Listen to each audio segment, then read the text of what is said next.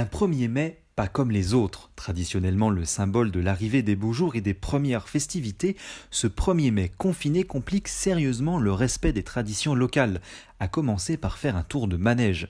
Cette année, pas de fête foraine, la place de la Grève restera, hélas, bel et bien vide. Je suis triste parce que c'est agréable, Digoin. C'est quand même une ville où on gagne notre vie. C'est dommage, on est bien là. C'est pas désagréable d'être sur la place de la Grève à côté de la Loire. J'ai 45 ans cette année, je fais Digoin depuis que j'ai une douzaine d'années. Autre tradition du 1er mai à Digoin, celle des escargots.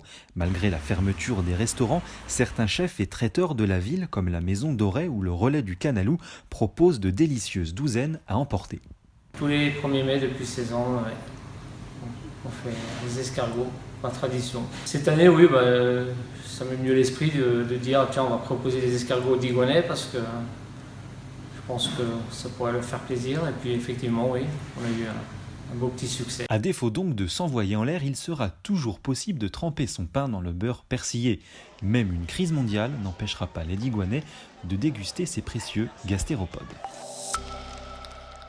Un point sur le fonctionnement de vos services les 1er et 8 mai. La tenue du marché place de la mairie aura bien lieu à la fois le 1er et le 8 mai.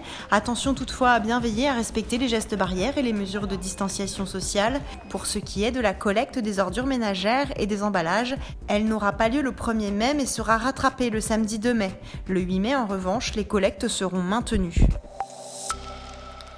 Travaux dans le secteur de la Brierette. La VNF, Voie navigable de France, lancera à partir de ce lundi 4 mai un chantier de confortement des berges du canal. L'intervention durera 10 jours entre les Blatiers et le pont de chemin de fer. Dans ce secteur, soyez vigilants et veillez à respecter la signalisation.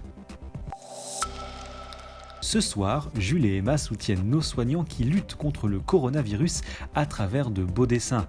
De son côté, la petite Louane de Chassenard remercie elle aussi médecins et infirmières engagés pleinement dans le combat contre le coronavirus. Nous attendons vos esquisses à l'adresse suivante, un dessin pour un soignant @ville-digoin.fr. Et dans notre rubrique Vue sur le web, ce soir, la vidéo nous vient de l'espace jeunesse où, malgré cette période de confinement, la bonne humeur règne. Afin de maintenir le lien avec les enfants et leurs familles, la structure municipale organise régulièrement par visio différents jeux et défis à réaliser tous ensemble. Alors n'hésitez pas à les rejoindre en vous rendant directement sur la page Facebook de l'espace jeunesse, Espace Jeunesse Digoin.